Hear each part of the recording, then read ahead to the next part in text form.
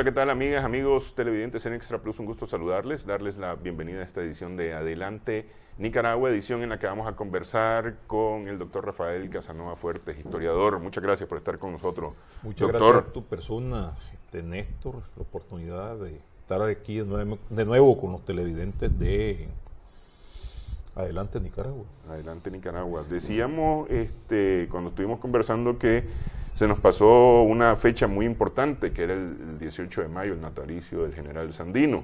En aquella serie que traíamos de programa históricos acerca de las luchas revolucionarias en Nicaragua. Pero me parece que estamos en una buena oportunidad hoy, este jueves, 24 de mayo, para poder, porque evidentemente que esta historia fresca de Nicaragua, abril-mayo, tiene raíces y tiene orígenes que no son abril y mayo del 2018. Sí. Me parece a mí. Todo proviene de una raíz. El problema es que a veces tratamos de cortar esas raíces. A veces pasamos por excluir las raíces. Desconocerlas. Sí. A veces por desconocimiento, a veces intencional, por la misma cultura política que desafortunadamente se impone en nuestro país. Sí, una vieja cultura política que está basada en exclusión principalmente. Exclusión de símbolos, exclusión de fechas, exclusión de esos hilos conductores que son parte de la experiencia histórica que se pierden. Y nos obliga, o nos lleva, sería la palabra correcta, a repetir los errores del pasado. Sí. Ese es uno de los problemas que hay. Pues, en este caso me parece que la figura de Sandino, como decíamos en programas anteriores, es un referente nacional, pero que se mueve dentro de un ámbito mundial, no solamente latinoamericano, internacional, mundial. Pues una figura heroica que en ese sentido se reconoce a Nicaragua a través de Sandino y a través de Darío, en el campo de la literatura universal, pues el hombre que le hace gran aporte a la cultura universal del idioma castellano.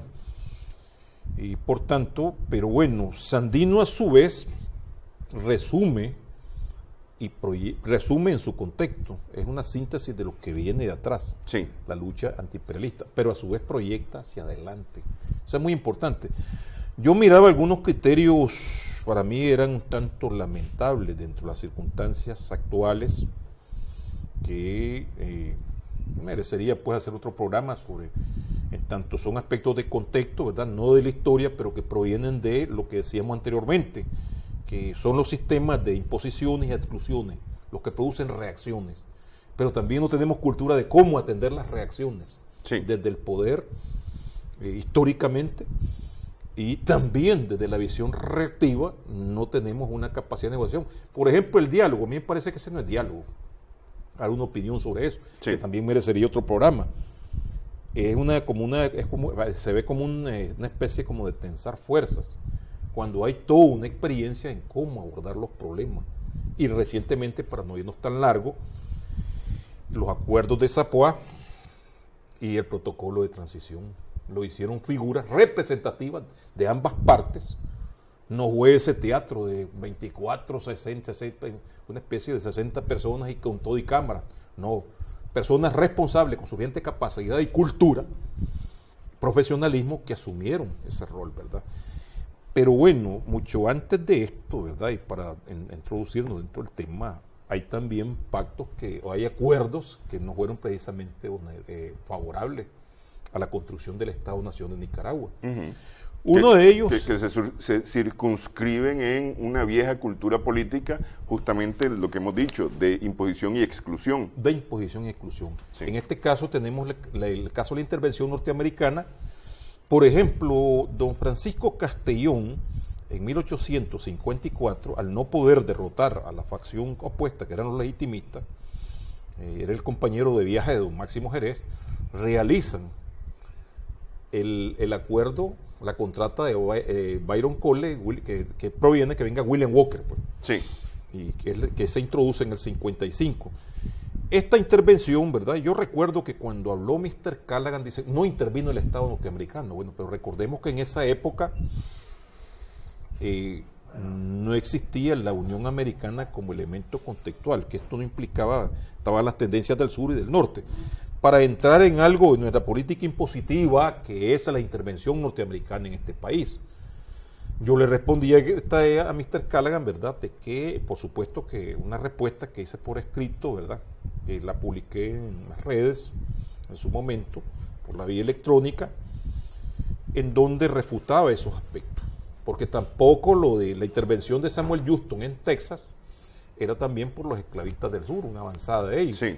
Pero que tiene el apoyo del presidente norteamericano. Entonces hizo la vista gorda y...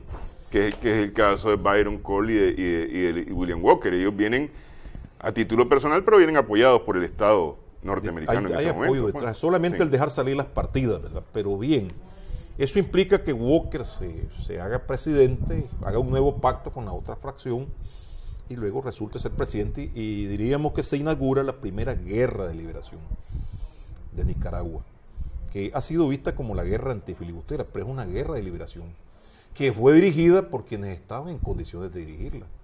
Primero la fracción legitimista conservadora, que está defendiendo la propiedad y la religión, además de la nación. Sí. Pero además Granada, ¿verdad? Muera Walker y iba a Granada, la primera proclama patriótica que se conoce en la historia que es Pedro Joaquín Chamorro Alfaro. En este caso, la intervención de ahí en adelante tuvo presente, vencida esa, pero también ahí va la exclusión. Algunos historiadores tradicionales no quieren tocar el fenómeno de que la población indígena incluida, un sector de la población indígena incluida, que no tiene como contradicción principal a Walker, los indígenas de Sutiaba, ahí va Mariano Méndez, los indígenas de Jalteba, Masaya, ahí va Juan Gaitán, el último cacique Jalteba, porque Jalteba fue eliminada como comunidad. Sí. Apoyan a Walker inicialmente. ¿Y eso por qué? Por las políticas excluyentes que venían de los gobiernos de la anarquía, que vinieron eliminando las comunidades indígenas, comunidades ejidales, en favor de la propiedad terrateniente. Claro. Pero además hay una exclusión política. Ya la reforma que propone en el 54 ignora, o el proyecto del 48, y que finalmente se establece con la Constitución de 1858, excluye totalmente la propiedad comunal. Y después, entonces, para ver, ahí estoy viendo una exclusión social, pero vamos a la exclusión política. Lo que provocó la guerra fue una exclusión política. Don Frutos excluye a los democráticos. Tuvo que haber esa guerra para que se sentaran las bases del Estado oligárquico-nación, ¿verdad? Y luego vemos posteriores intervenciones, algunas con más realce, como aquí habría que destacar, y voy a adelantarme un poco, bueno, Nicaragua por el problema, condenado por su situación estratégica, pero está el caso de la intervención que se produce en tiempos de Zelaya. Que dígase lo que se diga de Zelaya, ¿verdad? Es el proceso de modernización política del país, uno, modernización social y modernización económica. Sí. Que es excluyente políticamente, pero también el primer intento de Estado-nación autóctono en Nicaragua, historia de Nicaragua. Autóctono, autónomo, soberano. Soberano, sí, la soberanía nacional. Y la modernización de instituciones. Asumió cosas que no se atrevieron los gobiernos conservadores, como fue la ruptura con la Iglesia Católica, ¿no? La imposición prácticamente del Estado como tal. Antes los cementerios controlados por la Iglesia, el registro civil controlado por la Iglesia, es decir, toda una serie de instituciones que vinieron sentando las bases de la modernización. La educación. Nicaragua llegó a ser pues, un país de primer orden en ese aspecto, en el aspecto de la educación, ¿verdad? El periodo también que son circunstancias que favorecen de que haya un Rubén Darío, de que haya un José de la Cruz Mena, de que haya toda una serie de elementos que colocan a Nicaragua en primer plano. Pero hablando ya de lo que lo lleva a tener contradicciones con Estados Unidos, es cuando estos inversionistas no asumen que él mismo los trae, ¿verdad? Porque él no choca, al inicio está de acuerdo, que tenían la concepción que las inversiones norteamericanas iban a ayudar a modernizar el país, el tendido telegráfico, el tendido ferroviario, sí, una serie de cosas, pero las compañías no cumplen y eso lo lleva a chocar. No solamente el problema del canal, y también Estados Unidos, que gobierna lo que se ha conocido en la historia como el coronario Roosevelt, no quiere permitir eso y le hace la guerra. Aquí hay una guerra que se dice 17 levantamientos que hubo contra Zelaya, uno por cada año de gobierno. está bien. ¿Y por qué toco esta parte?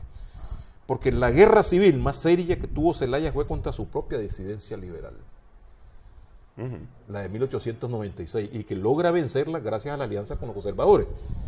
Pero hubo distintos movimientos que no prosperaron. ¿Por qué no prosperaron? Porque había estabilidad económica, había estabilidad política, había políticas sociales de Zelaya que no precisamente favorecían a las clases populares, pero sí favorecieron el desarrollo económico, fuentes de trabajo, etcétera. Hay una economía estable, en donde se establecen leyes laborales, etcétera. Pues está bien. Pero esa circunstancia, yo le refutaba cuando estuvo el embajador Robert Callaghan, de que aquí había un caos, había una anarquía. Eso es lo que justifican para intervenir en Nicaragua. Sí. Porque ninguno de estos movimientos de los conservadores y liberales disidentes prosperó. Pero lo único que prosperó fue la intervención militar de 1909. Por ahí hay una equivocación muy grande que se dice que aquí se dio una intervención militar en 1912. No, en 1909, contra Zelaya y contra Madrid. Zelaya renuncia para evitar siendo porque bueno, su pretexto es su persona. Madrid se consolida. Ese movimiento de los conservadores nunca pasó de la costa. Y yéndose Zelaya, Emiliano Chamorro invade el interno y sale derrotado. Y las fuerzas de Madrid están a punto de aplastarlo, y el comandante del Paducat, el crucero norteamericano que se encuentra apostado, cualquier acto de guerra contra los rebeldes es acto de guerra contra Estados Unidos. Entonces Madrid se ve obligado a renunciar. Entra Mena en Managua, que era el único que estaba en el interior, ¿verdad? Una victoria pírrica ahí, de ningún significado, y se establecen los gobiernos a la sombra de la intervención norteamericana, que entran excluyendo, vamos a aquella, imposición y exclusión a los vencidos, en este caso a los liberales, que es lo que provoca después, y después excluyen a uno de los mismos aliados, como él es el general Mena, que es el general más destacado en la guerra, ¿verdad? Lo excluyen, y esto provoca la guerra de 1912, de julio a octubre, que se produce la muerte heroica del general Benjamín Celedón, porque Mena, un conservador que no era de la calle atravesada, hace en última instancia una alianza con los liberales. Y esto produce lo que más conocemos en la historia con la ocupación norteamericana, que es hasta 1925, y que la asume un sector de la llamada calle atravesada, encabezado por los generales Emiliano Chamorro, Adolfo Díaz, y el gran intelectual muy conocido Carlos Cuadrapazo, que eso era, según la visión, en toda la documentación que encuentro sobre esta época original, dice que era lo mejor para Nicaragua. Era la política científica, y se hablaba así. Sí. Es científica la ocupación norteamericana. ¿Sí? Pero es que ese tema, lo mejor para Nicaragua, lo mejor para el país, de repente ha sido como el pretexto, el mejor pretexto que ha habido para poder hacer cosas que terminan excluyendo a otro. A ver, lo mejor para Nicaragua es que se vaya Somoza y que desaparezca el somocismo, por ejemplo, que fue el pensamiento hacia el 19 de julio del 79. Sí. Sin embargo, eso implicaba la exclusión de una parte de la población de Nicaragua que se identificaba con Somoza, por ejemplo. Sí. Es decir, por el bien de Nicaragua, en este país, digo, porque todos los nicaragüenses tenemos de alguna forma más o menos responsabilidad, hemos afectado al país por el bien de Nicaragua. Lo hemos aceptado, lo hemos permitido, y ha ocurrido, pues. Y ocurrió, realmente, pues, digamos, y ahí, si damos ese salto a 1979, yo le respondí a un amigo en los correos electrónicos, porque ya estaba pensando, y desafortunadamente, tengo que decirles, un periodista que lo conocí en la lucha antisomocista, y de una de las fracciones de izquierda, de los micropartidos que había, y le decía, porque él dijo, ya andan los militantes huyendo en las circunstancias actuales, ya se andan escondiendo. Entonces yo le dije, los militantes del frente los miro calmados, no se han cambiado de casa a su lugar, en absoluto. Y por ahí, siguiéndole la corriente, le vamos a pasar la cuenta.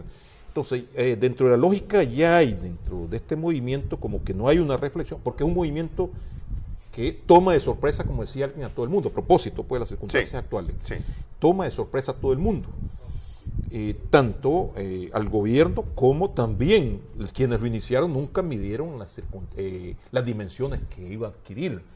Pero ya están las cabezas calientes, ¿verdad?, hablando de pasarle la cuenta a los sandinistas. Le da mucho cuidado, le digo. Sí. Y le decía así, el movimiento no solo, el sandinismo no son solamente las turbas que estás planteando en tu punto de vista. El gobierno del Frente Sandinista tiene simpatizantes. No es todo contra la dictadura, como es el caso de 1979. Entonces estás empujando al país hacia una guerra civil. Sí. Entonces, en este sentido, yo creo que hay que hacer una lectura correcta de la historia para evitar esas exclusiones. En 1926, casualmente el conservatismo irrumpe violentamente con un golpe de Estado. ¿Qué genera? Excluyendo a conservadores, de la fracción de Bartolomé Martínez, y excluyendo, por supuesto, al liberalismo. Sí. ¿Qué generó? Una guerra civil. Posteriormente se dio lo que todos los conocemos, en donde irrumpe el general Augusto César Sandino, ¿verdad?, que de paso irrumpe defendiendo la dignidad y la soberanía nacional, desafiando pues a la historia. Pero este movimiento que pensaban los norteamericanos, aplastarlo, fíjense cómo es la lectura de la historia. Hay quienes piensan acabar con un movimiento en una noche. No, no es así. Hay que tener mucha serenidad. Ellos pensaban acabar con el movimiento de Sandino en el lapso de un mes. Y bueno, y mandaron también a don Gregorio a probar. Y en ese momento Sandino se le vienen agrupando primero de los 29, 30 con él, como dice, de repente 200 hombres. El ataque costal ya lo realiza con 800 campesinos, además de su propia tropa, de 160 de planta. El movimiento ya ha aumentado. Viene la represión, aumenta y se extiende. Cuando Sandino retorna de México, donde no logra conseguir la ayuda del movimiento mexicano, el movimiento se extiende a todo el país. Son 5,000 hombres, entre fuerzas regulares e irregulares. Sí. Y los norteamericanos se ven obligados a desocupar el país. ¿Qué no emplearon para aplastar el movimiento? Tuvieron que recurrir prácticamente a la maniobra pues, que nosotros conocemos. Pues bien, es una lección que a través de la historia está que no se puede seguir dentro de esa lógica de imposición y exclusión. Sí, para mí es lamentable ver cómo algunos jóvenes, sin darse cuenta, arrastrados por elementos de presión circunstancial, queman la bandera de Sandino. Ese tema quiero que toquemos a continuación. Yo nada más quiero hacer un apunte, refiriéndome por el bien de Nicaragua. ¿Ah? Sí. Por el bien de Nicaragua fue asesinado Sandino. Porque ese fue el planteamiento. Ese fue el planteamiento. Por el bien de Nicaragua. ¿Ah? El Sandino y todo su ejército y la cooperativa de Huihuilí masacrada totalmente. Y la persecución. Y la persecución posterior. Sí. Sí. Bueno, hacemos pausa en esta edición de Adelante Nicaragua. Regresamos en breve.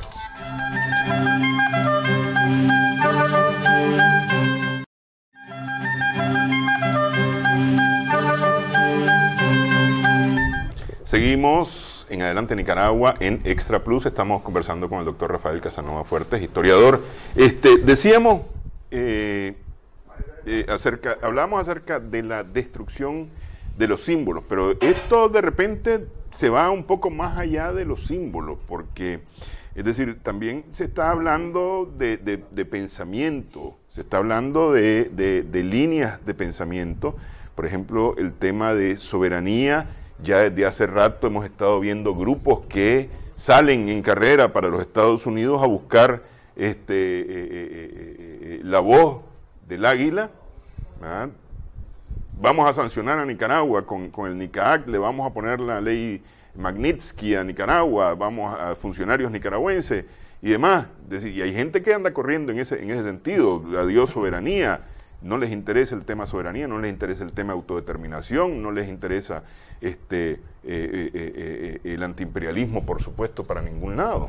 Don Adolfo Díaz, en el mismo año de 1893, ya pegado a la ascensión del general José Santos Zelaya, decía de que había que romper con ese nacionalismo que a veces venía bañado de sangre, tal vez haciendo referencia al papel que jugaron los antepasados conservadores, muy heroico en la lucha contra Walker. Fueron quienes encabezaron la lucha contra Walker.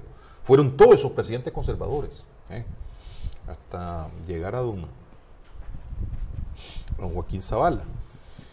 Pero entonces había que romper eso y acogerse bajo la bandera norteamericana. O sea, como que el progreso del país estaba subordinado a la intervención. Entonces me parece que el síndrome ya... Eso lo plantea en ese año y posteriormente lo materializa ya en el año después de 1909, cuando él pasa directamente a ser presidente. Hay toda una serie de documentos que prueban la estrecha relación desde antes de 1909 de don Adolfo con funcionarios y empresarios norteamericanos. Recordemos que él era un contador de una empresa norteamericana. Y de pronto, digo, caminando un poquito más para adelante, se volvió un peregrinar de políticos nicaragüenses buscando el apoyo norteamericano, una intervención. El mismo presidente de esa casa, en 1927, públicamente destituido, vicepresidente don Juan Bautista, que son los Estados Unidos que tienen que devolverle el poder. Posteriormente, al no obtener apoyo en la lucha contra Somoza, renuncia. Sí. Y luego siguen las peregrinaciones de políticos liberales y conservadores tratando de conseguir recursos, tanto legales como materiales, en Estados Unidos, para acabar con el gobierno de Somoza. Entonces, nosotros vemos que posteriormente eso no funcionó. Lo que funcionó, la respuesta fue algo que tal vez no deseable desde la perspectiva del pueblo nicaragüense. Las salidas debieran de ser tal como el ejemplo que poníamos. El ejemplo que poníamos, un gobierno a través de un sistema electoral transparente, como el de 1990, y que produzca el cambio de un gobierno o la continuidad de un partido o la entrega a otro partido en el poder, a otra alianza, etcétera. Eso debería ser prácticamente lo deseable, pero se ocasionó, Somoza, la dinastía de Somoza propició una insurrección sangrienta de 1978-79, que fue lo que produjo el gobierno, llamémosle transitorio, hacia 1990. Porque a lo inmediato, el gobierno del Frente Sandinista, pues que lo inaugura, que tiene gran legitimidad popular, social, también produjo elementos de exclusión dentro de la visión errónea, ese transitorio, porque no rompe exactamente con esa cultura. Porque esto de acabar con Somoza y el somocismo provocó injusticias. Eso hay que verlo. Y hay que investigarlo bien en la perspectiva histórica para que esos errores no sigan repitiendo. Había personas que solamente eran partidarias del somocismo. Y el capital que habían acumulado, lo habían acumulado erróneamente. No podemos ver a todo el mundo blanco y negro. Sí. Y fueron prácticamente afectados. ¿Y qué produjo esto? Produce un resentimiento que posteriormente se vuelca. Esa cadena hay que olvidar. Bueno, las exclusiones van un poquito más allá, que bueno, de repente se dividió entre el no sandinista y el sandinista. Y eso condicionó lo que conocemos ya muy bien como la guerra de los 80 y la polarización política que llevó a 1990, que ya lo conversábamos, ¿verdad? Surgió un gobierno que bueno, fue reconocido por todos. Pero en 1995 ya se producen algunas maniobras que ya son tendientes a adulir a otras fuerzas políticas. Sí. El sector que está dominando la Asamblea establece la ley marco, ya hablando en el sistema electoral, pero es para que su fuerza política lograra triunfar y excluye a las terceras fuerzas emergentes, que poníamos como ejemplo Robelo, el caso de Eden Pastora y principalmente el caso de Antonio Lacayo, que es para cortar la reelección, partiendo de que él había sido prácticamente el gobernante de hecho en el periodo de Doña Violeta, sí. Doña Violeta Barrio. Pero a la vez, ¿a qué conduce esto de nuevo? Y hablando ya de la historia reciente, que sin querer nos hemos metido, ¿verdad? Esto conduce a que nuevamente se resuelva una polarización. Las fuerzas desplazadas políticamente lo que hacen es alimentar los dos polos. Unos van hacia el voto, hacia el Frente Sandinista, y otros van hacia el PLC. Entonces se fortalecen dos fuerzas políticas.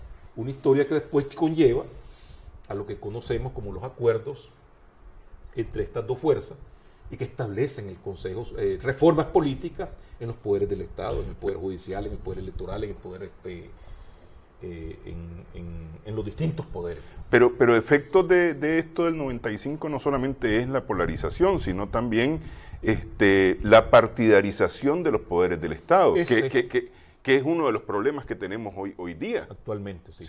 La partidarización, sí, muy importante. Porque allí, en el 95 es cuando se decide que los poderes del Estado dejan de estar en manos de notables para estar en manos de partidos. De partidos. Sí. Y eso no es, ese logro que se había llegado a establecer en 1990 se pierde 5 años después.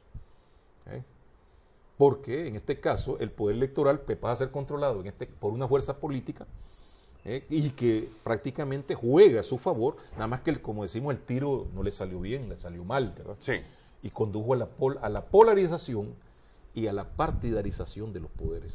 Que creo que sería muy saludable que se iniciara un proceso de despartidarización de los poderes. O sea, notable. Aquí no estamos hablando de que una persona tiene que ser de un partido político. Yo pongo el ejemplo de Mariano Fiallos Oyanguren. Era militante del Frente, pero un profesional. Y dejó heredado un Consejo Supremo Electoral profesional. Confiable. Que inmediatamente después se echó a perder, pues. Sí, se echó a perder por intereses partidarios. No es intereses políticos, intereses partidarios. Son dos cosas diferentes. Sí. La política es el asunto de todo. Sí.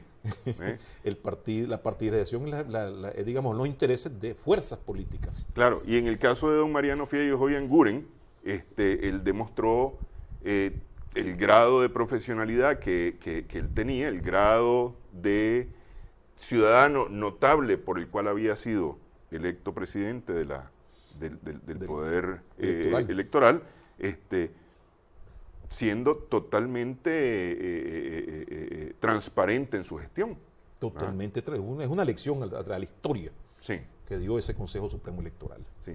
Ahora, yo creo que para ser justos y ser correctos, los acontecimientos actuales están generados por una molestia social legítima. Sí. Que viene de este tema de la exclusión, de este tema de la vieja cultura política que no acepta escuchar al otro.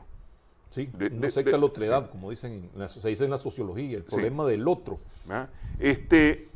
Sin embargo, y aquí quiero volver sobre este punto, sobre este movimiento justo, sobre este movimiento que tiene legitimidad. Tiene una demanda justa. Se montan una serie de gente que son los que, digo yo, quieren montarse en el caballo o están montándose en el caballo que ni siquiera fueron a buscar al corral. Es correcto. Pero son estos los que se están montando en este caballo, los que han salido corriendo a querer deslegitimar a una parte de esta sociedad nicaragüense. Sí, juegan ciertos niveles de la inexperiencia de los organizadores, que tampoco calcularon esas dimensiones que iba a tomar. Pero como me decía por teléfono un amigo, es como un cuerpo que tiene una demanda justa, ¿verdad? Y la respuesta no fue la más racional, que es conocida, ¿verdad? Pero también aparecen nuevos actores políticos, y correctamente hiciste, que no fueron, como quien dice, a buscar el caballo ni al potrero, sino que se montan inmediatamente. Y se vuelven a montar dentro de una visión excluyente. Y es asunto de resolver esto ya, no un momento. Hay experiencia, la experiencia histórica nos dice que eso no debe ser así. Tenés que pasar prácticamente por una serie de pasos para demandar la salida política de un gobernante que, dígase lo que se diga, fue electo por el pueblo dentro de las circunstancias, o sea, está dentro del marco constitucional. O bueno, le están aplicando que es inconstitucional por la ley 147, pero ¿qué es lo que está proponiendo? Es una salida también inconstitucional. Sí. Inconstitucional. Y esto, poniendo de paralelo que tener dos fuerzas equilibradas, ¿qué puedes conducirlo? A un 1926. No es un 19 de julio. Es en 1926, es una guerra civil. Aquí hay un empate. Hagamos pausa para que aclaremos esa diferencia entre 1979 y 1926. Estamos conversando con el doctor Rafael Casanova Fuerte, historiador.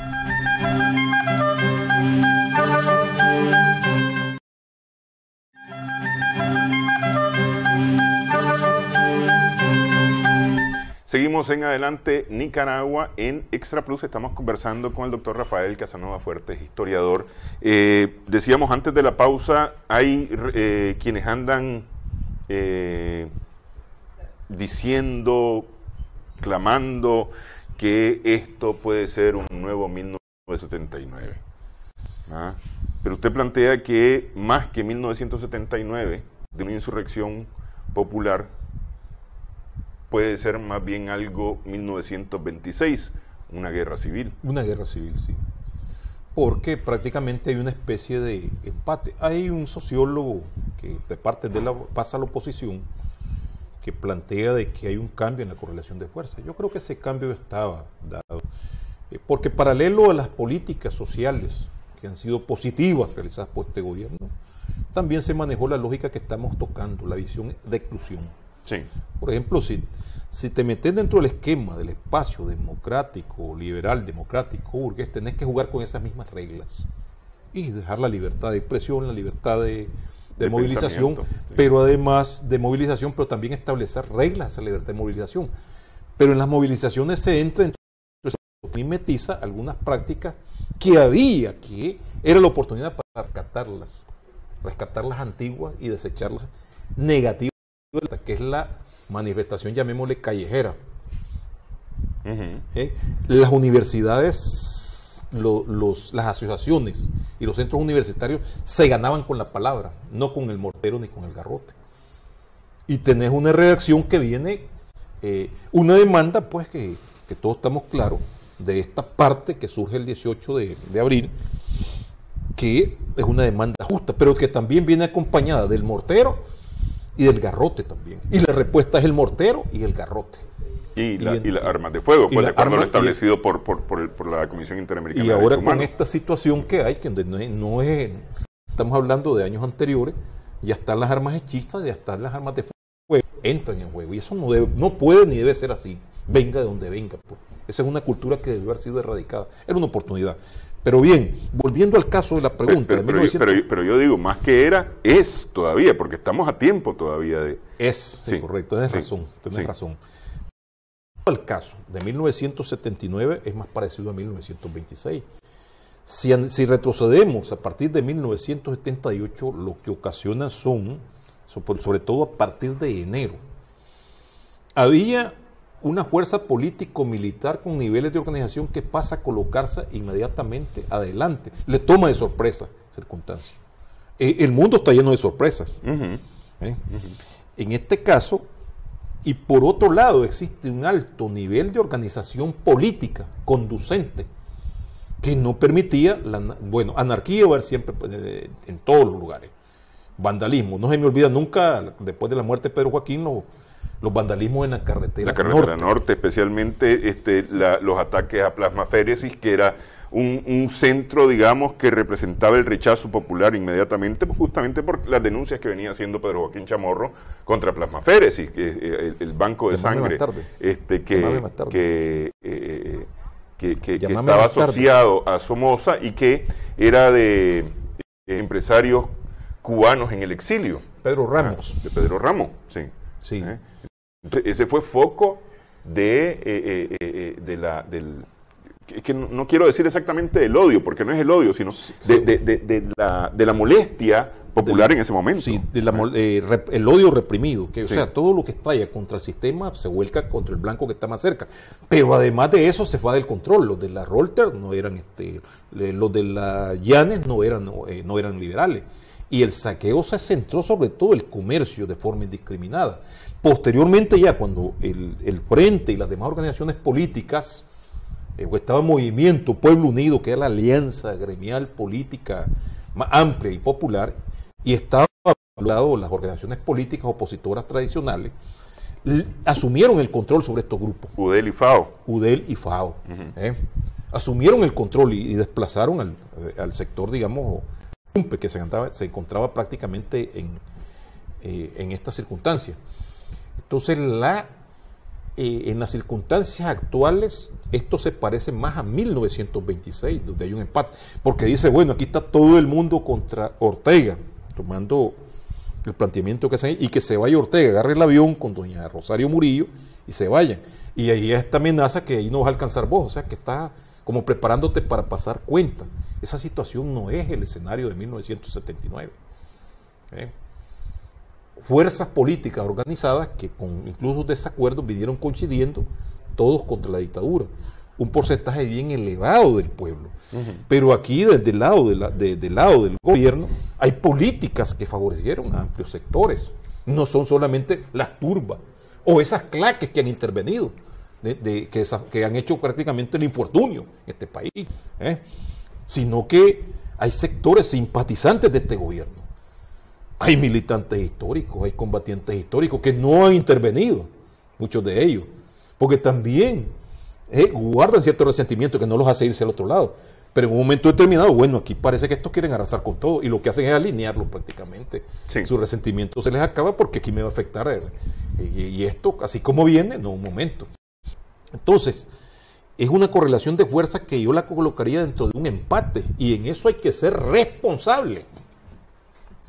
En algunos actores protagonistas y que lo están haciendo públicamente en el diálogo, es asunto de que hay un lenguaje visceral, no solamente contra los que consideran responsables, sino contra todo, contra los símbolos y contra todo lo positivo. Por ejemplo, pasaron pegándole fuego a una escuela rural que en los medios. Sí, y golpearon a la profesora de un desarrollo infantil, ni siquiera, pues. Entonces, no hay control sobre esas fuerzas que tienen. Sí. Me decía un amigo mío de Matagalpa, de que en las calabazas ahí estaban unas personas que no eran estudiantes, por ejemplo, en los famosos tranques, cobrando peaje. Y esa gente que está en la fila no es precisamente porque sea sandinista, sino que está siendo afectada. Y no entiende con claridad, digamos, prácticamente, y esta demanda que es, pero aquí nos están pichando, como se dice popularmente, nos están cobrando peaje. No me quepa la menor duda que eso no son estudios, precisamente. Ni un movimiento campesino que tiene una demanda reivindicativa. Y no me quepa la menor duda que hay un movimiento, y está claro que hay un movimiento campesino reivindicatorio, que hay un movimiento estudiantil reivindicatorio, pero que no tienen el control suficiente. O sea, es una camisa demasiado grande, que yo creo que ya tiene un espacio político ganado, y si hay demandas políticas que se hagan, bueno, si te determina que hay que hacer reformas políticas para cambiar, por ejemplo, el Consejo Supremo Electoral para que se discuta por los votos, pues bien, vamos adelante. Pero ustedes estén proponiendo dar saltos donde hay que dar pasos. Y entonces, lo logrado de repente lo pueden perder. De repente el tranque se puede tornar algo no solo aburrido, sino contraproducente contra la misma población. Entonces, y ellos no tienen suficientes agentes políticos como sí los tenía el movimiento político de 1978-79, donde ejercía control. A veces no podías controlar. Recuerdo que socializaba con uno de mis hermanos, que vimos protagonista, de que ahí se mete de todo. Por ejemplo, decíamos, en un colegio de primaria, el que inició la destrucción fueron los fulano y tal, dice, y que luego se vino deteriorando. Pero recordemos que eran lumpen. Nosotros nos vamos a la insurrección y quienes quedan a cargo del movimiento estudiantil, porque estamos ocupados en otra cosa, son gente sin cultura política, ya en el año 79, porque bueno, corría riesgo nuestra vida, los dirigentes nos fuimos a la clandestinidad, y quedó otra gente. Pero en este caso, no son esas circunstancias, sino que volvemos nuevamente a la cultura del empate, y que la violencia venga donde venga. También de este lado ya vimos que hubo violencia y hay personas violentas. No hay el otro aspecto que estamos en un proceso que se vino decantando de desideologización, que lo que existen son lealtades. Han venido la cultura de una formación político-ideológica que existía en ese contexto, se ha venido desvirtuando totalmente por un proceso de desideologización. Digámoslo esto en un contexto general, tanto quienes siguen a uno como quienes siguen a otro. Entonces, por distintos factores, distintas razones que pudieran señalarse en esa dirección. Entonces, en este sentido, es una oportunidad para mirar hacia atrás, para mirarse en el contexto actual y de cara hacia adelante. Retomando esos dos ejes que nosotros iniciamos la conversación, la imposición y la exclusión. Entonces, eliminemos esa cultura de imposición y esa cultura de exclusión y vayamos creando una política nueva. Pero no con eso estar pasando cuentas. Bueno, un momento, vamos a sentar justicia responsable.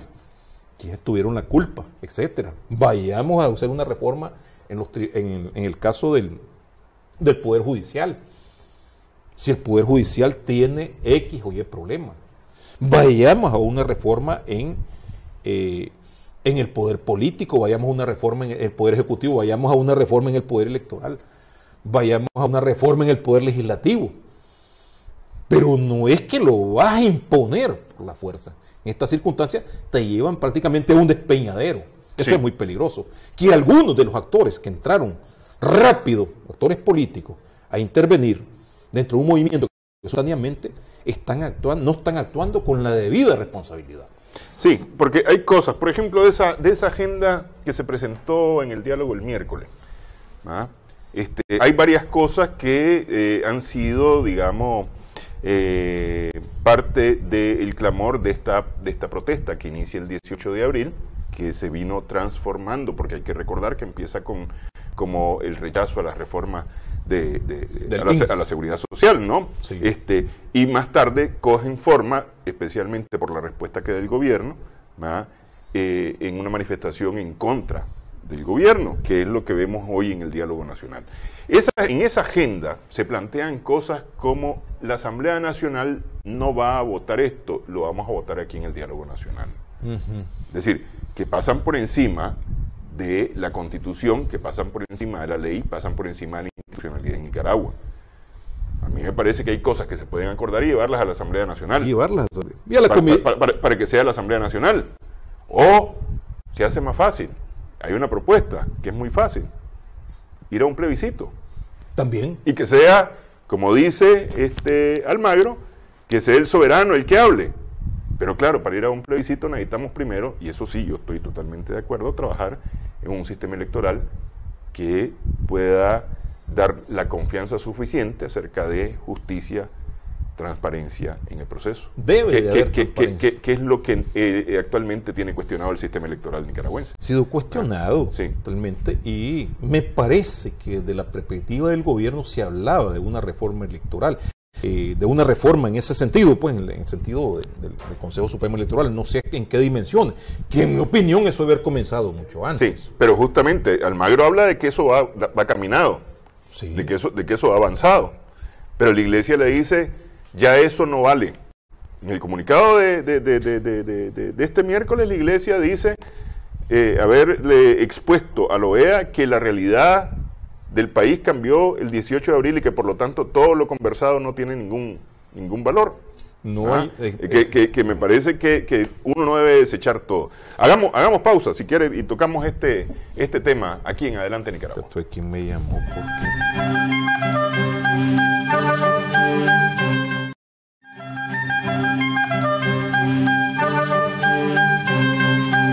Estamos en Adelante Nicaragua en Extra Plus. Conversamos con el doctor Rafael Casanova Fuertes, historiador. De alguna manera ha mostrado la historia en Nicaragua que saltar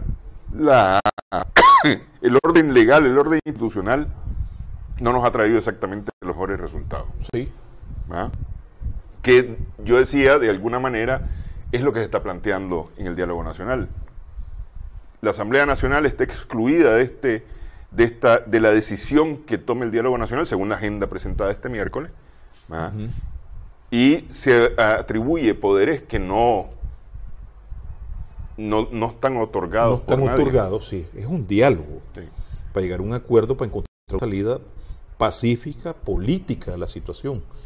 Yo tengo un ejemplo, la Comisión de la Verdad no satisface. Bueno, escuchen una propuesta, pero que hagan una propuesta racional en ese sentido. Ese es el otro problema, equilibrada. Porque si vas a poner prácticamente, como quien dice, solamente a quien mira con un ojo, ahí está prácticamente, ya de ahí entras fallando. Porque es como quien dice, no aceptamos esta Comisión de la Verdad porque todos son sandinistas, lo cual no es cierto, pues. Ni es que yo esté aceptando que sea la ideal, pues. Pero el mismo, yo he conversado con Cairo Amador y lo ha dicho aquí mismo, esta comisión tiene credibilidad menos que cero. Nosotros tenemos que demostrar, dice Cairo, que es miembro de la comisión, tenemos que demostrar que con transparencia, con información y demás, el trabajo que nosotros vamos a hacer. Y vienen los insultos en las redes a una persona como Cairo, que en lo personal yo nunca he visto que Cairo se aproveche de la familia, la relación familiar con Carlos Fonseca, ni tampoco lo he visto como un títere del Estado, jamás. Jamás ha sido un profesional muy independiente, por ejemplo. Pero bien, hagan una contrapropuesta, que haga una comisión de la verdad que sea equilibrada, pues según la visión que tiene, en este caso, los demandantes. Pero si estás planteando, barrer la asamblea, barrer todo, no es una cuestión de que no tiene, como dijo un muchacho que estaba participando en el movimiento, que me decía, yo me retiro porque no tiene pies ni cabeza. En este caso perdió la cabeza y pierde el cuerpo, pierde los pies, dice, bueno, no sé, ya está perdida la circunstancia, o sea, la cuestión de la confrontación, el rechazo a la brutalidad policial, que provoca la reacción, la protesta justa que había en ese momento, de repente viene perdiendo sentido en la medida que se extiende y entran a jugar otros actores. Estos actores no es que no debieran entrar, pero deben de entrar de forma racional, no convertir un escenario de acuerdos en un teatro para proyectarse políticamente. Porque, bueno, estar demandando algunos aspectos que vi, bueno, agarrar el teléfono y decirle por ejemplo, decirle a tu jefe que agarre el avión o renuncie, eso no tiene ningún sentido. No es de alguien que está dentro de una visión equilibrada, estás en un diálogo. Y lo otro que yo te decía fuera de cámara, bueno, que hay de acuerdo a la experiencia que han habido en otros acuerdos, esto deben de estar todas las partes representadas de una forma equilibrada. ¿Qué haces con 50 personas en una sala? El protocolo de transición fue un representante, dos representantes del Estado, y otros de equilibrio, pues, me acuerdo. El de Zapuá, el de protocolo de transición, lo mismo. A lo sumo no fueron media docena de personas, pero que van a sentar los pies y llegaban con una agenda elaborada y una contrapropuesta y salían con un acuerdo. Pero ¿qué haces en un escenario donde prácticamente público, filmado?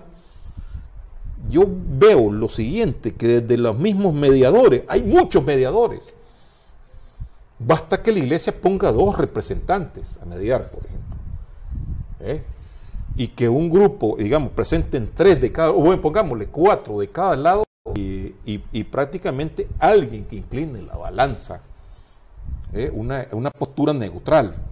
Ahora, hay una cosa ahí que me ha sorprendido de alguna manera, porque la iglesia tiene una amplia experiencia en el trabajo de mediación, pero no solamente de la mediación, sino de la conformación de pensamiento.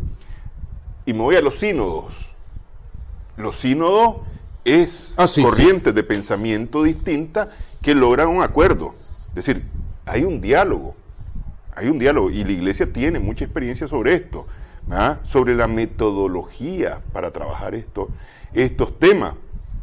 Pero me da la impresión como que se sobrepasó esa metodología, se perdieron, y esa experiencia. Como que se está perdiendo, no sé, porque diríamos es actual.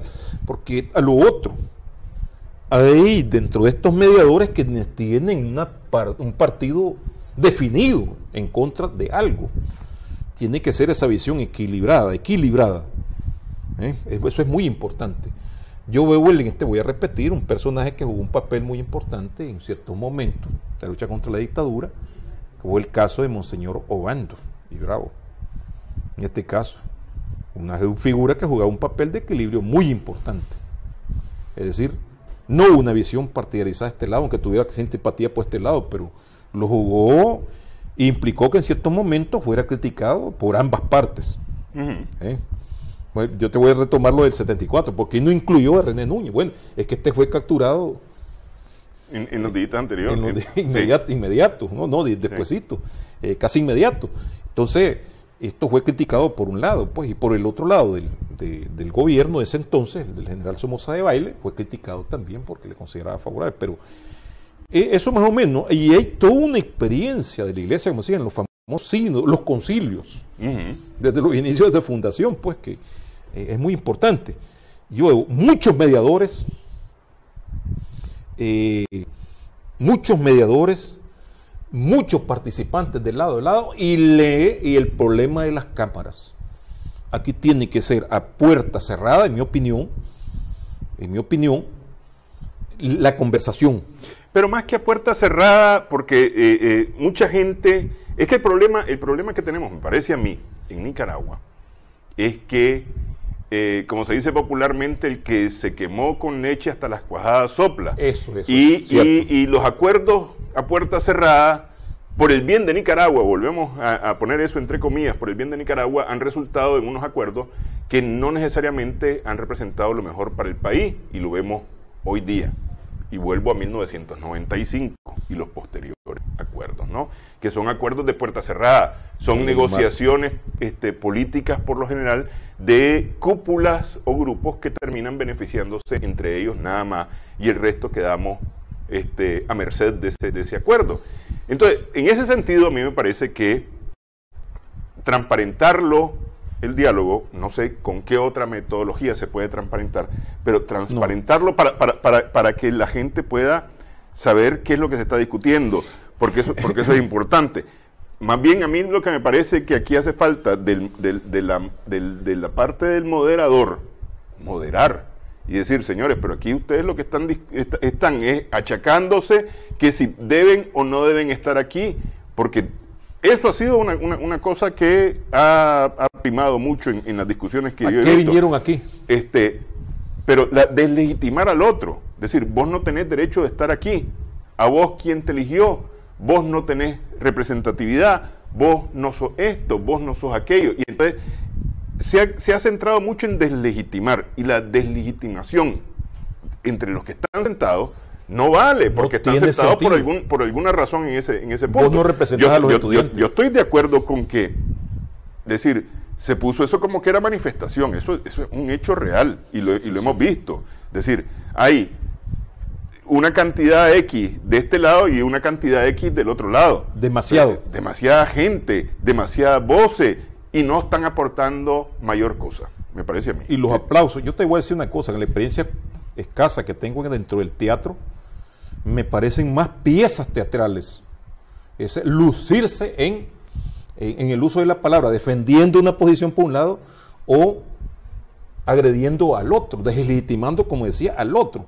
Yo no diría la cuestión, cuando te hablo de puerta cerrada, no es que sea como quien dice carente de transparencia, no, debe de haber transparencia, es muy importante evitar eso que decíamos, pero sí debe ser de unos pocos, y que después de la conversación que obtengan, entonces los medios lleguen, los medios vean eso, que fue lo que se conversó, que para eso tiene representatividad. Pero ¿por qué vas a decir que la gente del 18 de abril, movimiento nuevo que ha surgido, no representa un sector? Sí lo representa. Claro. Tampoco puedes desconocer al otro, a tu contraparte estudiantil que está ahí, que es prácticamente representativo, querrás o no, de una institución legalmente constituida desde hace más de 40 años. Entonces, en este caso, es el problema de que la operatividad para lograr un consenso no se va a hacer de esa manera nunca. Sí, a mí me parece que lo que empezó el 18 y 19 de abril como un planteamiento de nueva cultura política ha sido soterrado por la vieja cultura política de imposición y exclusión. Porque se empezó trabajando la inclusión, se empezó trabajando la democratización, y esas eran las demandas, ¿verdad? Y es justo y es correcto. Pero entonces la vieja cultura política de imposición y exclusión quiere montarse sobre ese caballo, y ahí es donde estamos enredados. Y está corriendo el tiempo. Sí. Entonces ese es un problema. Por ejemplo, está el caso de las contradicciones, está el caso de los tranques. Sí. El tranque heredero de esa lucha callejera que hay que desechar. Podés sacar manifestaciones pacíficas de cualquier dimensión, pero en mi opinión no afectar la libre circulación de las personas. Imponer al otro, porque de alguna manera el tranque es una imposición. Le estás imponiendo a un camionero, le estás imponiendo, que de eso vive, le estás imponiendo prácticamente una serie de cosas. Pero además, si vos no me pitás, cuando yo te levanto mi bandera y vos no me pitás, entonces significa que vos no estás de acuerdo conmigo, entonces te garroteo. Te vuelve una piedra. ¿Ah? imposición. Sí, esa imposición. Y eso es del lado y lado, porque Así viene del lado de los partidarios del gobierno, están deslegitimando, por ejemplo, este grupo el 19 de abril. Así es. Sí. Ya esto no es un momento. Acéptenos, aceptamos, pero ustedes tienen que aceptarnos a nosotros. Claro. Esa es una cuestión. Sí. Pero no se va a hacer en ese escenario teatral, que creo que en eso ha devenido, desafortunadamente, el diálogo. Bueno, quiero agradecerle, doctor, que haya estado con nosotros hoy conversando, echando un poquito de luces a todo esto que está ocurriendo. Me parece a mí que es importante aportar, ¿no? Mira, Sí. por supuesto, eso de la exclusión, de los símbolos, el ataque a los símbolos y todo eso. ¿Qué están ocasionando estos muchachos en los barrios? Está la madre de un mártir que está ahí, que puso su monumento ahí. Le desbarataje ese monumento. Tal vez hasta ese combatiente histórico tiene resentimiento porque lo apartaron. ¿Qué haces cuando le destruyes ese símbolo? Lo pones del otro lado. No te lo ganas. Se le impone tomar una posición. Sí. ¿Qué haces cuando esa bandera, pues prácticamente que es representativa de un amplio sector de la población y representativa de la historia? Estás desconociendo la historia y estás prácticamente generando, bueno, el temor de aquellos que con independencia de distintas razones, a veces ni están con el gobierno, pero por esa bandera peleé, oye, aquí viene un fascismo tipo Pinochet, me van a venir a matar a mi casa, Sí. porque yo todavía respeto esa bandera. Sí, ese es un problema de que yo, en lo personal, digamos, invitaría a la reflexión, a serenarse y buscarle una salida pacífica a esta situación, una salida equilibrada a esta situación, donde prácticamente no estás desde una perspectiva concediendo, sino que le estás concediendo una oportunidad al pueblo nicaragüense para no reeditar 1926, para no reeditar la violencia política, la cultura política que hemos vivido. Muchas gracias, doctor. Yo también estoy de acuerdo en que aquí Nicaragua no merece la violencia de los nicaragüenses, no merecemos violencia, merecemos paz, merecemos libertad, merecemos justicia. Yo estoy en esa línea. Esperamos que el programa haya sido de provecho para usted.